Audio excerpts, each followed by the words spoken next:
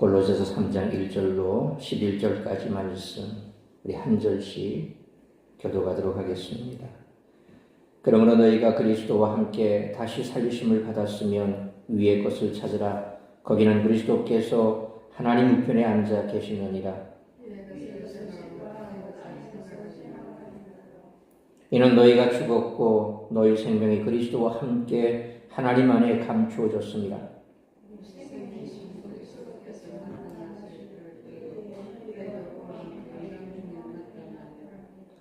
그러므로 땅에 있는 지체를 죽이라. 곧 음란과 부정과 사욕과 악한 정욕과 탐심이니 탐심은 우상 숭배니라. 너희도 전에 그 가운데 살 때에는 그 가운데서 행하였으나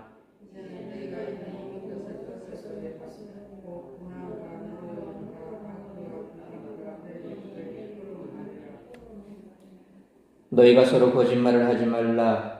옛사람과 그 행위를 벗어버리고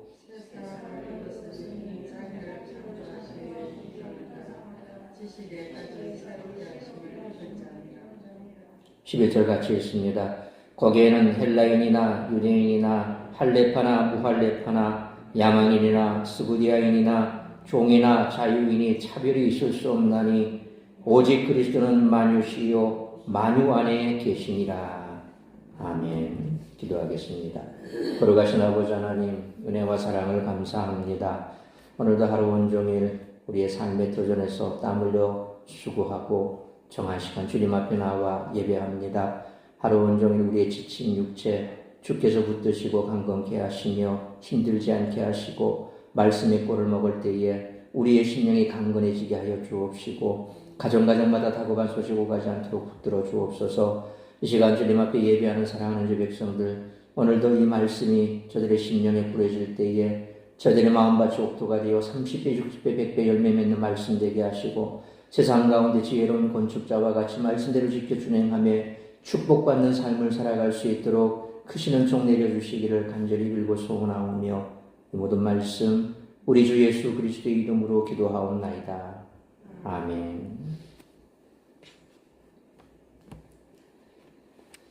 오늘 본문 1절로 4절에서 바울은 골로새 성도들이 어떤 방향으로 살아야 하는지를 설명합니다. 그리고 5절로 11절에서는 이 방향으로 사는데 거슬리는 악독들을 열거하며 그것을 자제하고 멈추기를 권면합니다. 바울은 앞서 살펴본 2장 8절로 23절에서 골로새 교회에 침투한 철학의 가르침에 현혹되지 말 것을 주문함으로써 이미 구체적인 권면을 시작했고 오늘 본문에서는 성도의 정체성에 적합한 윤리에 대해 본격적으로 권면하고 있습니다. 핵심적인 신학적 전제는 역시 그리스도와의 연합입니다. 그리스도와 연합한 자들은 이미 그 정체성과 생명이 그분과 함께 하늘에 있으므로 하늘의 것을 추구할 수밖에 없다는 것이 기독교 윤리의 신학적 근거입니다. 따라서 바울은 계속해서 땅의 것을 생각하지 말라. 땅에 있는 지체를 죽이라. 옛사람과 그 행위를 벗어버리라고 강력하게 권면합니다. 이제는 부활하시고 승천하시며 하늘보좌 우편에 좌정하셔서 우주를 통치하시는 그리스도만을 그들의 의존과 충성의 대상으로 삼는 위의 것, 중심의 세계관을 가져야 한다는 것입니다. 그리스도 중심적 세계관에 따라 살기 위해서는 과거 땅의 것을 추구하던 삶의 방향과 악한 행실들을 벗어버려야 합니다.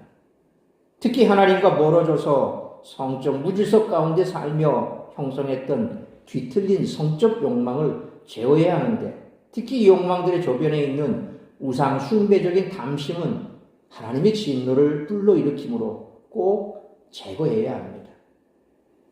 이와 더불어 인간관계를 파괴하는 분함, 노여움과 악의 그리고 입으로 저지르는 비방과 부끄러운 말들도 멈추어야 합니다. 결국은 서로에게 거짓을 말하지 않도록 하여 진리에서 멀어지지 않게 해야 합니다. 성도들은 이미 그리스도의 나라로 이동했을 뿐 아니라 인격과 삶의 방식도 변했습니다. 옛 영역에서 살던 옛사람과 그 행실을 벗어버리고 새 사람을 입은 것이죠. 그렇기에 세 사람의 삶에 합당한 진리 가운데서 자라야 한다는 것입니다. 이들을 세 사람으로 만드신 하나님의 형상에 부합한 지식에 도달하도록 새로워져야 한다는 것입니다. 이렇게 새로워짐으로써 하나님께 합당한 지식에 도달하는 것은 인종과 지위와 상관없이 하나님의 형상에 합당한 인간됨을 구현하는 방식이며 그리스도의 만유되심과 만유 안에 계심이 표현되는 그런 방식이라고 오늘 바울은 우리에게 말씀하고 있습니다. 고린도서 5장 17절 말씀처럼 누구든지 그리스도 안에 있으면 새로운 피조물입니다. 2장 16절로 23절에서 거짓 교사들의 위협에 맞서 강력하게 경고한 바울은 이제 새로운 피조물로서 가져야 할 새로운 사고방식과 새로운 생활방식을 제시하고 있습니다. 거짓 교훈이 교회 밖에서 침투하는 적이라면 오늘 본문에서 다루는 주제는 우리 안에서 생겨나는 적입니다. 따라서 이와 같은 오늘 본문의 말씀을 통해서 우리들이 깨달아야 할 것은 첫째로 1절로 4절 말씀처럼 새 생명을 얻은 자로서 위의 것을 생각하며 살아야 한다는 것입니다. 2장 20절에서 골로새 성도들이 세상의 초등학문에서 그리스도와 함께 죽었음을 강조하며 거짓 가르침을 따르지 말라고 했던 바울은 오늘 본문 1절에서 성도들이 추구해야 할 삶의 방향을 설명하며 그들이 그리스도와 함께 다시 살리심을 받았다는 현실을 강조합니다. 과거 악한 세상 권세들의 지배 아래 살 때는 세상의 일을 구했지만 이제는 그들로부터 벗어나 그리스도와 함께 살리심을 받았으니 위의 것을 찾고 바라라고 권명하고 있습니다. 위의 것은 단순히 천상적이고 비물질적인 것만을 가리키지 않습니다. 왜냐하면 바울이 위를 가리켜 거기는 그리스도께서 하나님 우편에 앉아 계시느니라 라고 부연 설명을 하기 때문입니다. 그러니까 위는 부활하시고 승천하신 그리스도께서 하나님의 우편에 앉으셔서 통치하시는 곳이죠. 그리고 위의 것은 하늘 보좌에 계신 그리스도의 뜻과 통치의 실현에 관한 것입니다. 따라서 이것은 마태복음 6장 33절에서 그런즉 너희는 먼저 그의 나라와 그의 의를 구하라 그리하면 이 모든 것을 너희에게 더하시리라 라고 말씀하신 예수님의 말씀과도 일맥상통한다고 하겠습니다. 그러니까 위의 것을 구하는 것, 그것은 바로 우리의 삶에 있어서 우선순위가 분명하고 이 땅의 것이 아닌 하나님의 나라와 그의 의를 구하는 삶, 그것이 우선시되고 그런 삶을 살면 하나님께서는 그 나머지 것들은 다 책임져 주신다는 그런 믿음으로 살라는 것이죠. 바울이 바로 오늘 본문에서 위의 것을 구하라, 바로 하나님께서 원하시는 바, 주님이 우리에게 원하시는 바 그것이 무엇인지, 하나님의 선하시고 기뻐하신 뜻이 무엇인지 그 뜻을 찾는 삶, 그래서 그것은 바로 우선순위가 분명한 삶을 사는 것이라고 볼 수 있습니다. 이어서 바울은 2절에서 위의 것을 생각하라 그렇게 명령합니다. 이 명령은 땅의 것을 생각하지 말라는 명령과 또 결합이 됩니다. 이 이중 명령의 함의는 위의 것에 대한 생각이 우세해져서 땅의 것에 대한 생각과 공존하지 못하게 하는 것이죠. 하늘 보좌에서 신성의 충만함 가운데 만물의 으뜸이요 교회의 머리로 통치하시는 그리스도를 우주와 삶의 중심으로 여기는 세계관이 확고할 때 그를 굳게 의존할 수가 있다는 것입니다. 이러한 사고의 틀을 가져야 하는 이유를 바울은 3절에서 설명합니다. 여기서 바울은 그리스도와 연합한 성도의 현실을 묘사하는데 너희가 죽었고 너희 생명이 그리스도와 함께 하나님 안에 감추어졌습니다 라는 표현이 다른 때와 좀 다릅니다. 이 말씀의 핵심은 새 생명을 얻었다라는 것입니다. 새 생명을 얻어 그리스도의 통치에 속한 백성이 되었기에 그리스도 중심적 세계관을 가져야 한다는 것입니다. 그런데 이 생명은 그리스도와 함께 하나님 안에 감추어져 있다는 것입니다. 여기서 감춘다라고 번역된 헬라어 크립토라고 하는 말은 실체가 있지만 그것을 눈에 보이지 않게 가린다라는 그런 의미로 그리스도께서 하늘 보좌에서 통치하시는 현실과 그 통치 아래 있는 성도들의 현실을 묘사하는 데 적절한 표현입니다. 하늘 보좌에 좌정하신 그리스도와 그의 통치는 눈에 보이지 않습니다. 성도들이 그리스도와 연합하여 그의 몸된 교회로 생명 가운데 자라나는 과정도 눈에 보이지 않습니다.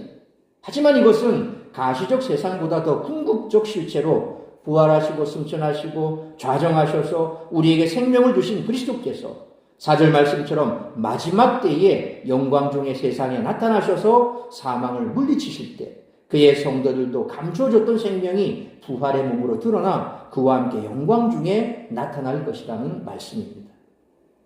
이처럼 새 생명을 얻은 자는 위의 것을 생각해야 합니다. 믿음으로 그리스도와 연합한 자는 그리스도와 함께 죽고 그리스도와 함께 다시 살리심을 받았습니다. 우리의 생명은 그리스도와 함께 하나님 안에 감춰져 있으며 장차 그리스도께서 재림하실 때 영광스럽게 드러날 것입니다. 그리스도와 함께 죽었다면 이 땅에 미련을 두지 말아야 합니다. 그리고 그리스도와 함께 다시 살아났다면 위의 것을 생각하며 하늘에 속한 모든 신령한 복에 마음을 두어야 합니다. 위의 것과 땅의 것 사이에서 머뭇거리며 두 가지를 생각해서는 안 된다는 것입니다. 바울은 위의 것을 생각하고 땅의 것을 생각하지 말라고 아주 단호하게 명령하고 있습니다. 그러므로 그리스도의 죽음과 부활의 연합에 새 생명을 얻었으므로 땅의 것에 마음을 빼앗기지 말고 오직 위의 것만 생각하며 새 사고방식을 가지고 살아가는 우리 모두가 되시기를 축원합니다. 두 번째로 5절로 8절 말씀처럼 새 생명을 얻은 자로서 죄악을 버리고 새 삶을 살아야 한다는 것입니다. 5절에 그러므로 라는 말은 바로 앞에 3절로 4절 말씀을 가리킵니다. 그리스도와 함께 죽고 함께 부활한 성도들은 아직 그리스도께 소속되었다는 정체성과 생명이 부활의 영광으로 가시화되지 않았을 뿐 그리스도의 생명을 얻어 그에게 속해 있기 때문에 바울은 땅에 있는 지체를 죽이라 그렇게 명령합니다. 땅에 있는 지체는 땅의 것을 추구하는데 동원되는 몸의 부분들을 가리킵니다. 다시 말해서 이것은 땅의 것을 생각하여 땅의 것을 쫓는 삶을 가리키는 표현으로서 9절의 옛사람과 그 행위와 같은 의미로 연결이 됩니다. 그리고 지체를 죽이라는 것은 생각뿐만 아니라 행실도 멈추라는 그런 뜻입니다. 멈춰야 할 행실들은 구체적으로 음란과 부정과 사욕과 악한 정욕과 탐심인데 이것들은 바울의 다른 서신설에서도 자주 등장하는 성적 질서를 파괴하는 악덕들로서 불신앙으로 하나님과 멀어져 성적 욕망이 뒤틀린 그런 상태를 나타냅니다. 특히 바울은 5절 하반절에서 탐심을 뒤틀린 욕망들 중에 맨 끝에 언급하며 우상 숭배와 동일시하는데 이것은 탐심을 성적 욕망들의 조변에 있는 근원적 욕망으로 나타내기 위함이며 근원적 욕망의 정체를 하나님을 거부하는 우상 숭배로 규정하는 바울의 시각을 나타냅니다. 그러니까 우상 숭배가 특별하게 불상이나 이런 보이는 형상에 대해서 그렇게 절하고 숭배하는 이것을 얘기하는 것이 아니죠. 물론 그것은 근본적으로 분명 우상 숭배입니다. 그러나 우리 믿는 자들 사이에서 우상 숭배라고 하는 것은 바로 이런 것들입니다. 우리의 욕망, 탐욕. 물질에 마음이 빼앗겨버리면 어떻습니까? 물질을 쫓아가기 시작합니다. 그게 우상이 되어버립니다. 하나님 앞서가 버립니다. 그렇기 때문에 물질을 얻기 위해서는 수단과 방법을 가리지 않았습니까? 뿐만 아니라 명예욕이 우상이 되어버리면 그 명예를 얻기 위해서 수단과 방법을 가리지 않습니다. 내 명예를 훼손시키는 사람은 용서할 수가 없습니다. 용납할 수가 없습니다. 그래서 자존심이 되게 강한 사람들은 자기 자존심이 흠집이 나버리면 용서를 못합니다. 분명 원수라도 사랑하라고 말씀했는데 말씀을 받을 때는 아멘 합니다. 그렇게 살아야지 생각합니다. 그런데 정작 자신에게 그런 상황이 닥쳐지면 결코 용서할 수가 없습니다. 가만둘 수가 없습니다. 그래서 똑같이 흠집을 내줘야 됩니다. 그래야 내가 내 자존심이 살아나고 그래야 내가 무시하게 나간다고 생각합니다. 여러분, 세상 사람들이 나를 무시한다고 하나님이 나를 무시합니까? 그건 아니거든요. 오히려 그 반대라고 예수님은 말씀하셨습니다. 그런데 우리는 그렇지 못합니다. 그것이 바로 우상숭배입니다. 지나친 욕망, 탐욕. 그래서 사도 바울은 오늘 그것을 우상숭배라고 규정하는 것입니다. 따라서 하늘보좌에서 통치하시는 그리스도를 충분히 의지하지 않고 우상숭배적 탐심에 빠져 땅의 것을 추구하며 각종 악덕을 저지르는 삶은 6절 말씀처럼 하나님의 진노가 임하는 이유가 된다는 것입니다. 결국 여러분 생각해 보십시오. 여러분이 이와 같은 탐욕에 빠지기 시작하면 그것이 무엇이든지 간에 하나님이 아닌 것에 우리의 마음이 계속해서 몰입되고 빠져들기 시작하면 결국 그것 때문에 하나님의 진노가 임하게 된다는 겁니다. 그 하나님의 진노는 우리를 멸망시키는 진노는 아니지요. 자녀니까 깨우치라고 우리에게 고난을 주는 겁니다. 고통을 주는 겁니다. 깨우나라고 흔드는 거죠. 골로새 성도들이 그리스도와 함께 죽고 함께 살아난 지금은 우상숭배적 삶에서 나타낸 모든 행실을 8절 말씀처럼 의복 벗듯이 벗어버리라고 말씀합니다. 여기서 바울은 특히 인간관계를 파괴하는 그런 악덕들 곧 분함과 노여움과 악의를 언급합니다. 바로 뒤에 나오는 비방과 부끄러운 말은 입에서 나오는 언어적 악덕을 가리킵니다. 이처럼 새 생명을 얻은 자는 죄악을 버리며 새 삶을 살아야 합니다. 위의 것을 생각하고 땅의 것을 생각하지 않는 새로운 사고방식은 땅에 있는 육체의 욕망을 죽이고 모든 죄악을 벗어버리는 새로운 생활 방식으로 이어져야 합니다. 그 가운데 우리가 죽여야 할 육체의 욕망은 음란, 부정, 사욕, 악한 정욕, 탐심인데 이것들은 성적 타락과 관련된 죄악들입니다. 이러한 죄악을 저지르는 자는 하나님이 보시기에 우상 숭배자와 다를 바가 없으며 엄중한 하나님의 진노를 피할 수 없다는 것입니다. 골로새서가 기록된 그 당시나 오늘날이나 모두 성적으로 매우 타락해 있습니다. 그러니 성적 타락에 동화되지 않도록 긴장의 끈을 놓지 말고 날마다 죄를 죽이는 데 힘쓰는 우리 모두가 되시기를 축원합니다. 그리고 우리가 벗어버려야 할 분함, 노여움, 악의, 비방, 부끄러운 말들은 미움과 관련된 죄악입니다. 우리는 그리스도와 함께 죽기 전에는 다른 사람들을 미워하며 아프게 했으나 이제는 다른 사람들을 사랑하며 기쁘게 해줘야 됩니다. 그것을 우리는 잘 알고 있습니다. 그런데 참 그게 쉽지가 않습니다. 미워하고 분내고 하는 것들. 사실 이런 감정적인 것들에 대해서 우리는 참 관대하죠. 그럴만하니 그렇지. 우리 스스로에게 참 관대합니다. 근데 어떤 면에서 보면 남에게는 대단히 인색합니다. 특히 이런 감정적인 부분에 있어서. 자기는 감정을 다 쏟아내놓고 남이 자기에게 감정을 쏟아내면 거기에 참지를 못합니다. 그래서 예수님께서 네 눈에 들보를 보라고. 남의 눈에 티를 보기 전에 네 눈에 들보를 보라고. 우리 그리스도인들이 정말 이런 감정 부분에 있어서 참 남에 대해서 특히 내 감정을 내가 더 철저하게 다져야 되겠지만 다른 사람의 감정에 대해서 참 관대할 수 있다면 정말 거듭난 사람, 참 그리스도의 제자다운 모습을 사람들은 그 속에서 발견하게 될 겁니다. 근데 오늘날은 그런 그리스도인들 보기가 참 힘듭니다. 교회 안에서 그렇지 않습니까? 교회 안에서도 왜 자꾸 성도들이 나갔다 들어갔다가 합니까? 여기 갔다 저기 갔다 그러니까 이 감정 때문에 그런 거예요. 여기서 감정 상하니까 저로 가고 됩니다. 그럼 저기 가면 또 괜찮습니까? 저기 가도 보면 사람이 있는 곳은 다 이렇게 감정이 서로 상하게 돼 있어요. 완벽한 사람이 누가 있습니까? 목사님들 완벽합니까? 장로들 완벽합니까? 권사들 완벽합니까? 아니거든요. 사람은 다 부족합니다. 나도 부족하지. 그러니까 나도 부족하고 나도 감정이 있는 사람인데 그 감정 때문에 들락날락거리면 결국 어디에도 적응하지 못하는 거예요. 모르긴 몰라도 천국 가도 적응 못할 겁니다. 그 감정 가지고 천국 가서 어떻게 생활하겠습니까? 물론 천국 가면 달라지죠. 그러나 우리가 그냥 이 땅에서 우리끼리 하는 얘기지만 정말 그런 감정들에 대해서 우리가 좀 더 너그러울 수 있다면 그렇다면 교회의 모습은 정말 달라질 겁니다. 정말 사랑이 넘치는 그런 교회가 되지 않을까. 결국 이처럼 우리가 이전에 그런 행동들 그것을 벗어버려야 되는데 분함, 노여움, 악의, 비방, 부끄러운 말, 이 미움과 관계된 이 죄악된 것들 우리는 그것을 벗어야 된다는 것입니다. 그래서 우리가 그리스도와 함께 죽기 전에 다른 사람을 미워하고 아프게 했으나 이제는 다른 사람을 사랑하고 기쁘게 해주라는 것이죠. 그러므로 예수 그리스도와 함께 죽고 함께 살아나 새 생명을 얻은 자로서 성적 타락에 동화되지 않도록 긴장의 끈을 놓지 말고 날마다 죄를 죽이는 데 힘쓰며 다른 사람을 미워하고 아프게 하는 것이 아니라 사랑하며 기쁘게 하는 새 삶을 살아가는 우리 모두가 되시기를 축원합니다. 세 번째로 9절로 11절 말씀처럼 하나님의 형상을 따라 끊임없이 새로워지는 새 사람이 되어야 한다는 것입니다. 너희가 서로 거짓말을 하지 말라라는 9절의 말씀은 전체를 요약하는 권면입니다.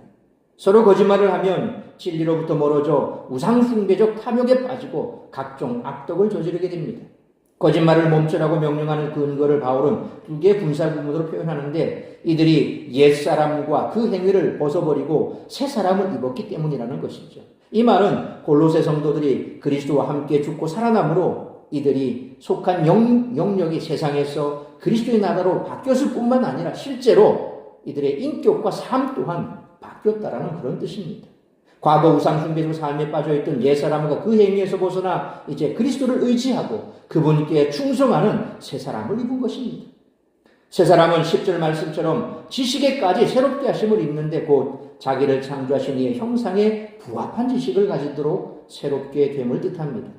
이렇게 하나님의 형상에 합당한 지식에 도달하도록 새롭게 되는 것은 인간됨 자체에 시련이 있기에 11절 말씀처럼 인종과 지위에 따라 차별이 없으며 그리스도만이 이들의 공통 부모라는 것입니다.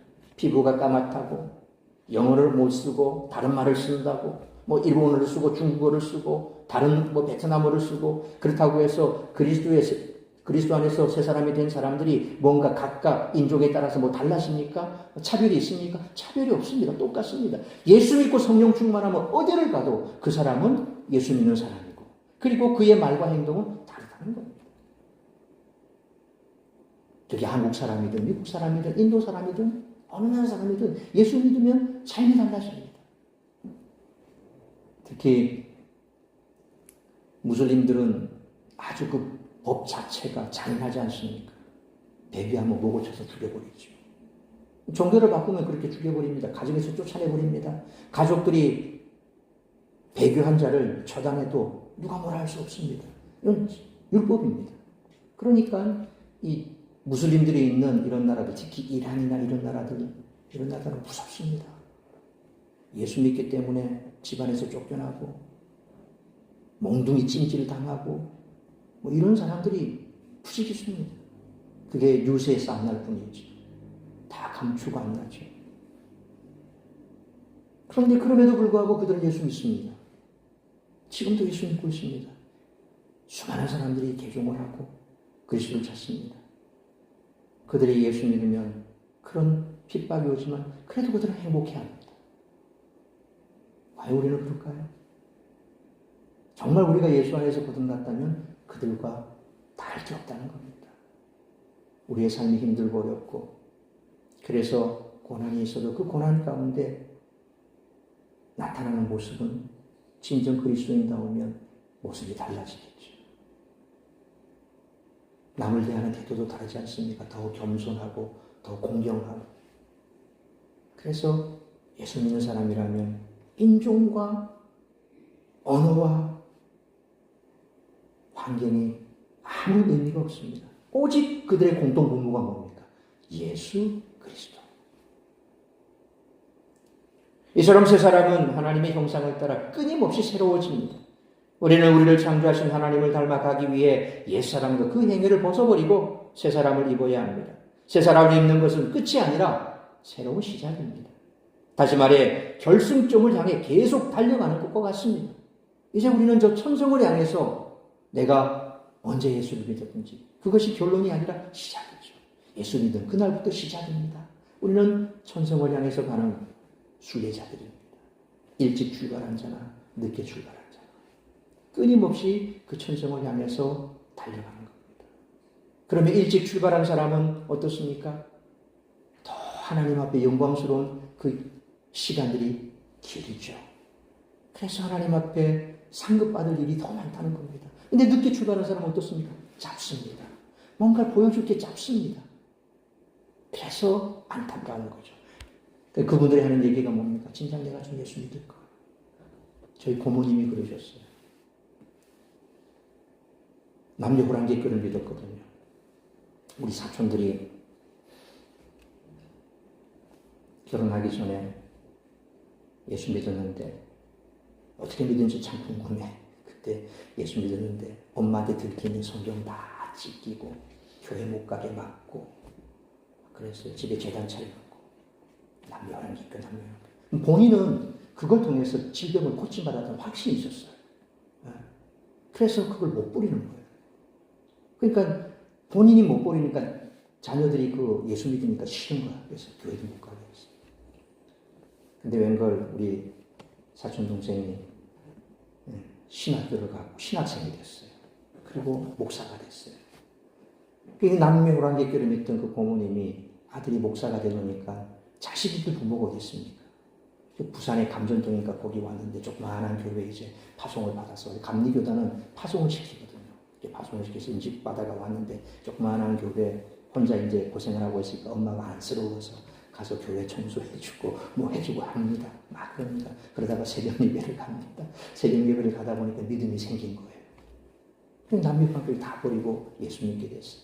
한 달은 저랑 통화를 하는데 고모님 그러시더라고. 하나 내가 참 후회되는 게 있다. 내가 왜 이제 예수 믿었을까? 그런 말씀하시더라고요. 놀라웠습니다.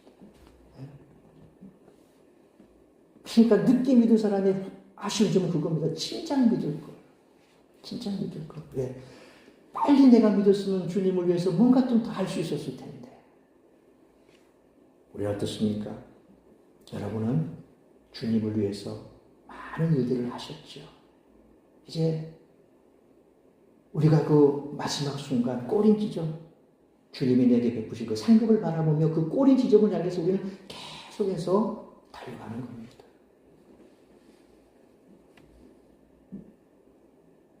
우리가 예수 그리스도와 연합한 자, 그래서 그는 누구든지 차별 없이 일평생 거룩함에 힘써야 합니다. 그래서 베드로전서 1장 15절로 16절 말씀처럼 거룩하신 하나님을 닮아가야 한다는 것입니다. 그러므로 서로 거짓말하지 말고 데살로니가전서 5장 22절 말씀처럼 악은 어떤 모양이라도 버리며 날마다 새로워지고 또 새로워지는 새 사람에게는 우리 모두가 되시기를 축원합니다. 사랑하는 성도 여러분, 새 생명을 얻어 새 삶을 살아간다면 고린도서 5장 17절 말씀처럼 이전에 지나간 것을 다시 찾지 말아야 합니다. 개가 토한 것을 다시 먹는다는 잠언 26장 11절 말씀처럼 자꾸만 땅의 것을 생각하면서 이전에 행하던 악한 일을 반복하는 악순환을 끊어버려야 합니다. 그리하여 보라 새 것이 되었도다라는 하나님의 말씀 앞에서 부끄러움 없는 새 사람이 되어 새 삶을 살아가는 우리 모두가 되시기를 주님의 이름으로 축원합니다. 기도하겠습니다. 거룩하신 아버지 하나님 은혜와 사랑을 감사합니다. 우리가 날로 새로워지고 또 우리의 삶이 이처럼 주님을 닮아가는 그런 모습으로 살아가기를 소망합니다. 그럼에도 불구하고 때로 우리는 연약하여 옛사람의 모습으로 다시 돌아갈 때도 있습니다.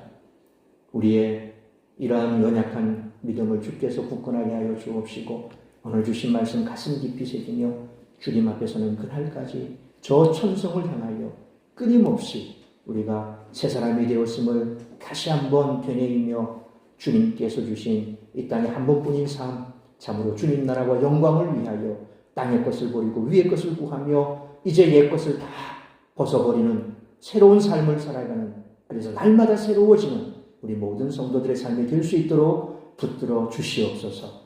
모든 말씀 우리 주 예수 그리스도의 이름으로 기도하옵나이다. 아멘.